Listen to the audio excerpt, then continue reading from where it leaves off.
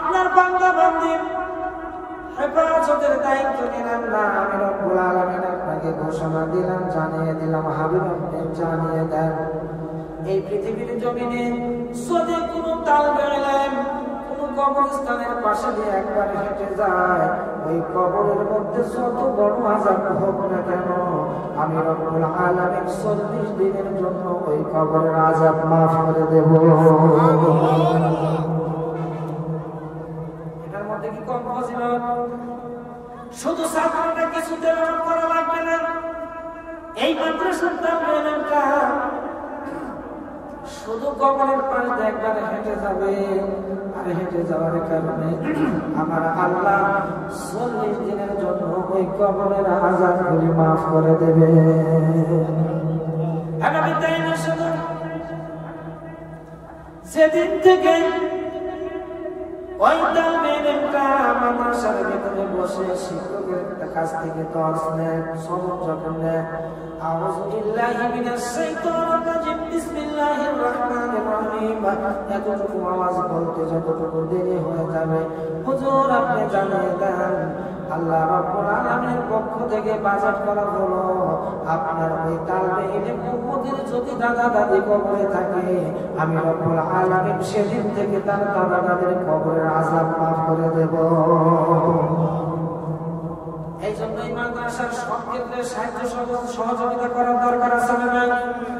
সকলের দুই একজনের যদি এরকম নিয়ত, এরকম চিন্তাধারা থাকতে, এরকম ছয়টা আছে, সুযোগ পেলে বলবেন ইনশাআল্লাহ। এরকম চিন্তাধারা যদি আমাদের মধ্যে থাকে, তাহলে আমাদের একজন এই গ্রামের ভাই নিয়ে, তার নাম হলো শরীফুল, আমরা সকলেই জানি। এই বেচারাটা কিন্তু মাদ্রাসার জন্য বড় বড় উদ্যোগ নিয়েছেন। তার পাশে যদি আমরা হাতে হাত মিলিয়ে দেই, এই মাদ্রাসা পরিচালনা, মাদ্রাসা চালাতে আমার মনে হয় কোনো সমস্যাই হবে না। হবে এই ভাগ্নি গেটের ব্যবস্থা করবে, এই ভাগ্নি এই মাদ্রাসার যত ছাত্রছাত্রী সভাপতি সাহেব সকলের ড্রেসের ব্যবস্থা করে দিয়েছেন। ইতিমধ্যে লক্ষাধিক টাকা সভাপতি বলেছেন বিনিয়োগ হয়েছে। আসলে লাইভ চলার কথা ছিল, ভাগনার নিয়ে বসা লাইভ, এই লোকটা আসার কথা, একজন দায়িত্ব নিচ্ছে, সে আসে না। শুধু তাই নয়, এই যে পাশের একটা বিল্ডিং এর 2 নাম্বার রুম, এদিক থেকে যেতে 2 নাম্বার রুমটা, এটা ছাত্রকে ক্লাস, ছাত্রছাত্রীদেরকে ক্লাস করানোর জন্য যত টাইম লাগবে, যত টাকা খরচ হবে, এটা ভাগ্নের পক্ষ থেকে আসবে। আলহামদুলিল্লাহ। শুধু তাই না, 81-82 জন ছাত্রছাত্রী বর্তমান মাদ্রাসা, যদি খানার প্রয়োজন হয় এটাও তিনি ব্যবস্থা করে দেবেন। আল্লাহ ভাগ্নিকে হায়াতে কুল্লিয়া, হায়াত সিয়াতে কুল্লিয়া, হায়াতে তাইয়্যিবা দান করেন, সকল বলে আমিন। মাদ্রাসার উপকারিতা আছে না? 2 নম্বরে কি বললেন? শুধু তাই নয়, আউযু বিল্লাহ বিসমিল্লাহ বলতে যতটুকু দেরি হবে, তার দাদা দাদি কবরের ভিতরে শুয়ে কঠিন আযাবের মধ্যে থাকে, আমি রব্বুল আলামিন ওই তালবে ইলমের কারণে, তালবে ইলমের কারণে আমি রব্বুল আলামিন ওর তার দাদা দাদির কবরের আযাব মাফ করে দেব। এর ফজিলত আরো আছে, এরকম 6টা, তাই না? এই জন্য খেয়াল করা লাগবে। আজকে আমি এই মাদ্রাসার ব্যাপারে এতটুকু বললাম, আসলে বিষয়টা হলো আজকে অন্য আমার, আমি কোরআনে কারিমা থেকে ছোট্ট একটি আয়াতের অংশ তেলাওয়াত করেছি আপনাদের সামনে, সূরা বনী ইসরাঈল থেকে 1 নম্বর আয়াত। এই আয়াতের মধ্যে আল্লাহ রাব্বুল আলামিন ঘোষণা দিয়েছেন, হে নবী আপনি জানিয়ে দেন তামাম পৃথিবীর মানুষ, আমি আপনাকে মসজিদে হারাম থেকে মসজিদুল আকসা পর্যন্ত, তথা থেকে সপ্তম আসমান, সেখান থেকে আরশ আজিম পর্যন্ত আমি রব্বুল আলামিন আপনাকে ভ্রমণ করেছি। এখান থেকে আমাদের আয়াত এর ব্যাখ্যা বিশ্লেষণ তাফসীর কারণ লম্বা কথা, 20 দিন ওয়াজ করলেও, 20 দিন আলোচনা করলেও মেরাজের আলোচনা শেষ করা সম্ভব না। যতটুকু সম্ভব চেষ্টা করবে ইনশাআল্লাহ।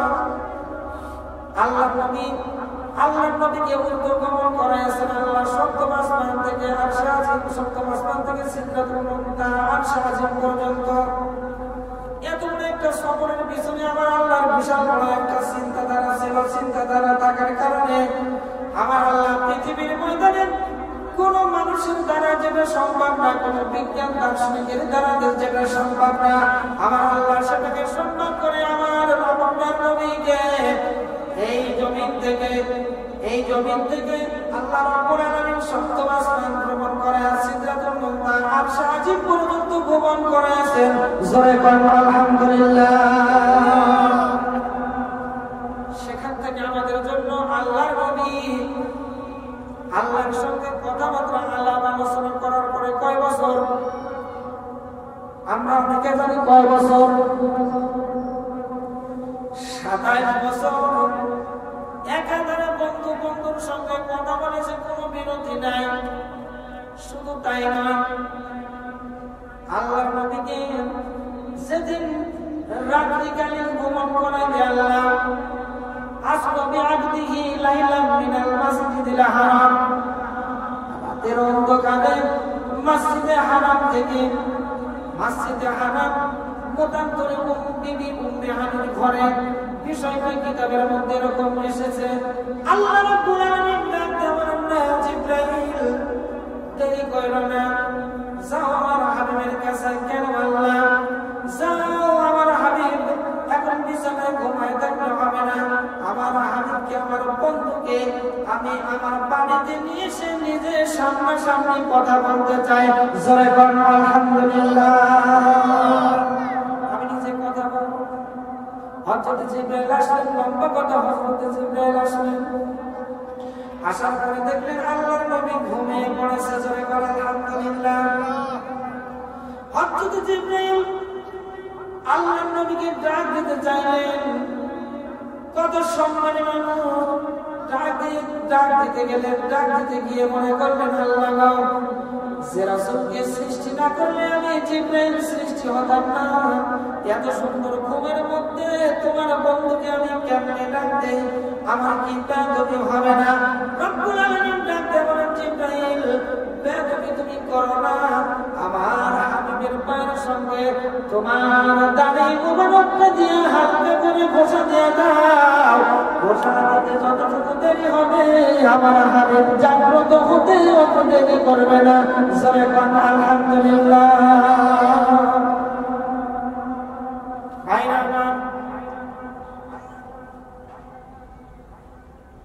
আল্লাহর নবী ঘুমিয়েছিলেন উম্মে হানির ঘরে।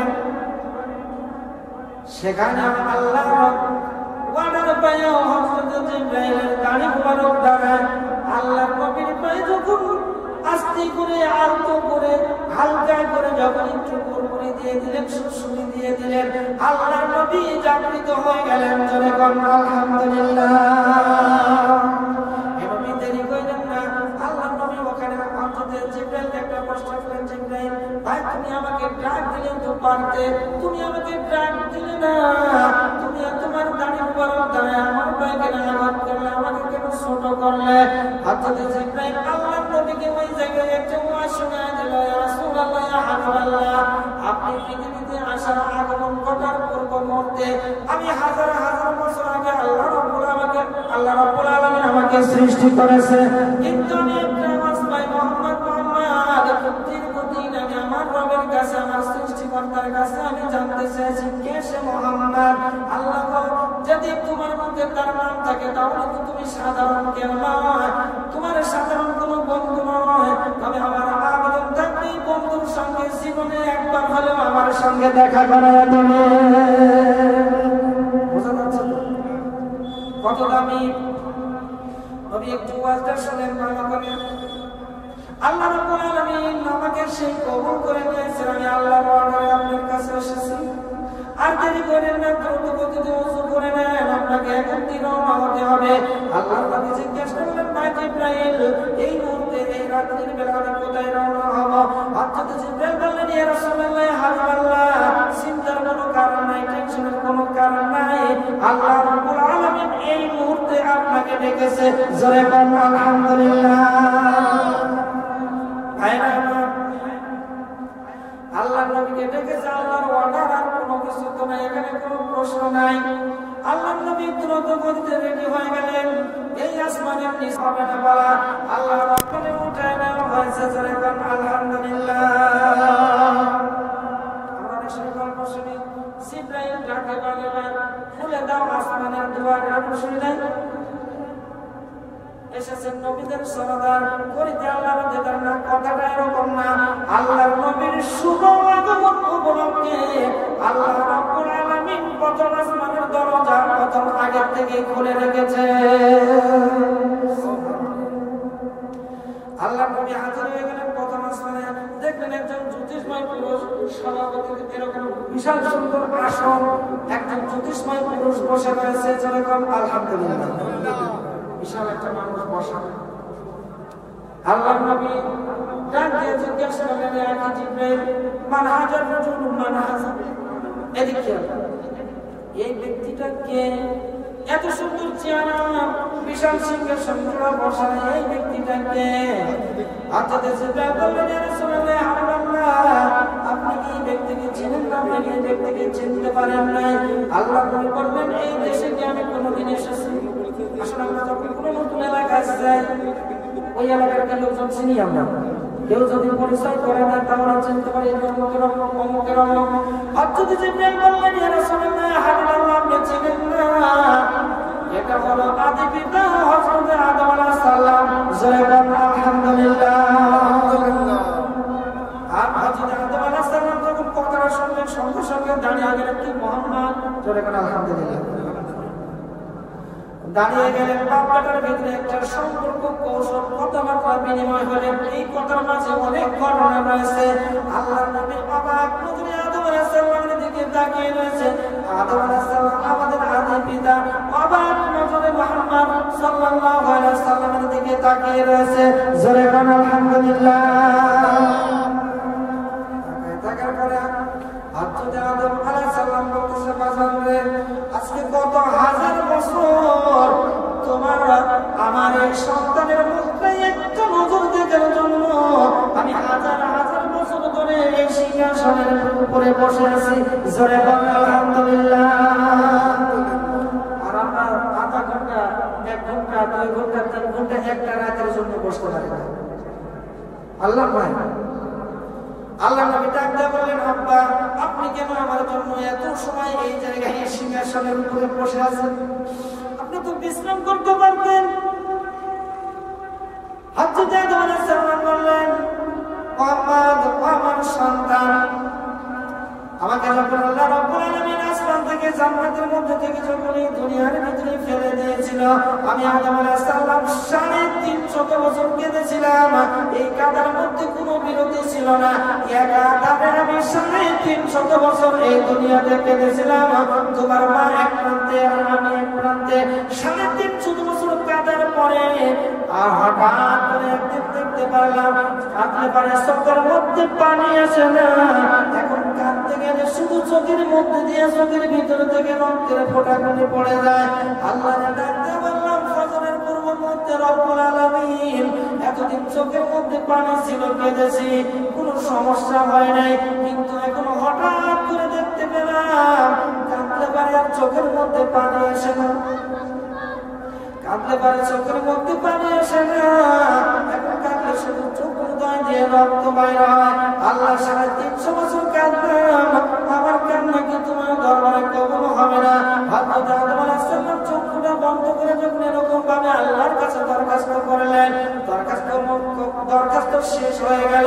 এবার পশ্চিম আকাশের দিকে লক্ষ্য করে দেখেন, হযরত জিবরাইল আকাশের সঙ্গে আদম আলাইহিস সালাম লক্ষ্য করে দেখলেন আকাশের গায়ের সঙ্গে কি জানি একটা লেখা রয়েছে। আল্লাহর নবী হযরত আদম আলাইহিস সালাম তার 350 বছর কেঁদেছেন। চোখের মধ্যে একটু হালকা হালকা কম দেখার ভাব এসে গেছে। চোখগুলো ভালো করে পরিষ্কার করে পশ্চিম আকাশের দিকে লক্ষ্য করলেন যখন, তখন হযরত আদম আলাইহিস সালাম একটা শব্দ লেখা দেখতে পেলেন। এই শব্দটা অন্য কিছু না, হযরত আদম আলাইহিস সালাম দেখতে পাইলেন, লা ইলাহা ইল্লাল্লাহু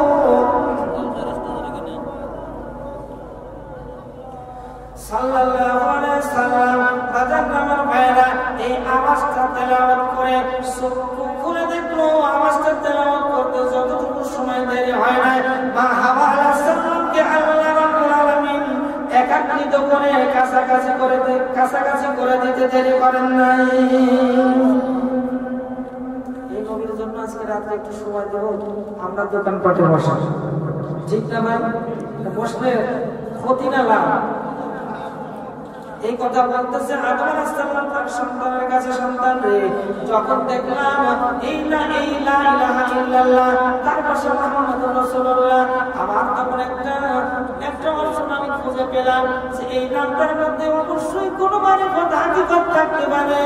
আল্লাহর কাছে প্রথম থেকে আবার দরখাস্ত শুরু করলাম, আল্লাহর সাথে 300 বছরের কান্না যদি তোমার পছন্দ না হয় তাহলে কমপক্ষে তোমার নামের পাশে যে নামটা দেখা যায় এই নামটা দুনিয়ার কোনো সাধারণ মানুষের নাম না, এই নামটা দুনিয়ার কোনো সাধারণ মানুষের নাম না, অবশ্যই এই নামের পিছনে তোমার বড় ধরনের কোনো কারণ রয়েছে। আল্লাহ 350 বছরের কান্না যদি তোমার পছন্দ না হয় তাহলে এই মুহাম্মদুর রাসূলুল্লাহ এর কারণে এর উসিলায় তুমি আমাকে ক্ষমা করে দাও।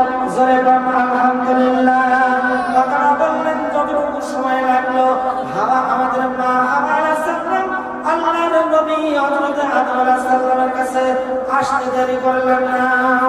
যেদিন আমি তাকে পাইলাম আর তোমার কারণে পাইলাম সেদিনকে আমি আল্লাহ রাব্বুল আলামিনকে বলেছিলাম, আল্লাহ গো যার কারণে আজকে আমার অর্ধাঙ্গিনীকে আমার মহব্বতের মানুষটাকে আমি একাকী জীবন যাপন করতে অনেক কষ্ট হয়েছে 350 বছর, যার কারণে বিনীত করে দিলে আমাকে এই মহামানবটাকে একটা নজর, এই সন্তানটাকে একটা নজর দেখার সুযোগ করে দিও। জোরে বলো আলহামদুলিল্লাহ। সেদিন আল্লাহ রাব্বুল আলামিন আমার দোয়া মঞ্জুর করেছে, কবুল করেছে। এই রাস্তা দিয়ে তুমি আল্লাহর সঙ্গে দেখা করতে যাবে, যার কারণে আল্লাহ রাব্বুল আলামিন 8,500 বছর আমাকে এই জায়গার ভিতরে বসিয়ে রেখেছে। জোরে বলো আলহামদুলিল্লাহ। এই গুরুত্বপূর্ণ দিন মাস আমাদের কাছ থেকে চলে গেল, ঠিক না ভাই? মেরাজে সেখানে অনেক কথা বলো, আল্লাহ নবী লাস্ট টাইমটা কথা বলেন, আব্বা গো দূরের পথে যাচ্ছি, তুমি আমার জন্য দোয়া করবা, আমার যেন সফর শুভ হয়। দূরের পথ কোথায়? হ্যাঁ, কত যেতে হবে? 1 নম্বর আসমানে আছে। আল্লাহ নবী 1 নম্বর আসমানে হযরত আদম আলাইহিস সালামের সঙ্গে দেখা করলেন। 2 নম্বর আসমানে আল্লাহ নবী হযরত ঈসা এর সঙ্গে দেখা করলেন। 3 নম্বর আসমানে হযরত ইহ্যা আলাইহিস সালামের সঙ্গে দেখা করলেন। 4 নম্বর আসমানে হযরত ঈসা আলাইহিস সালামের সঙ্গে দেখা করলেন। 5 নম্বর আকাশে হযরত ঈসা আলাইহিস সালামের সঙ্গে দেখা করলেন। 6 নম্বর আসমানে হযরত হারুন আলাইহিস সালামের সঙ্গে দেখা করলেন। 7 আসমানে আল্লাহ নবী ইব্রাহিমের খলিলের সঙ্গে দেখা করলেন। জোরে বলো আলহামদুলিল্লাহ। আসমানের নাম নিলাম, কল্পনা করে শেষ করা যাবে না, এই জন্য প্রথম থেকে সম্পূর্ণ চলে গেলাম। আল্লাহ নবী দেখা করলেন সেখানে হযরত ইব্রাহিম আলাইহিস সালামের সঙ্গে। দেখেন বিশাল বড় একটা জায়গা, তার নাম হলো সিদরাতুল মুনতাহা, সঙ্গে ট্যাগ লাগায় বসে আছে। জোরে বলো আলহামদুলিল্লাহ। সিদরাতুল মুনতাহার সঙ্গে ট্যাগ লাগায় বসে আছে, আর হাজার হাজার লক্ষ লক্ষ ছেলেমেয়েরা আল্লাহর নবী ইব্রাহিম আলাইহিস সালামের চারদিক দিয়ে ঘুরতেছে, কালেমা তেলাওয়াত করতেছে, লা ইলাহা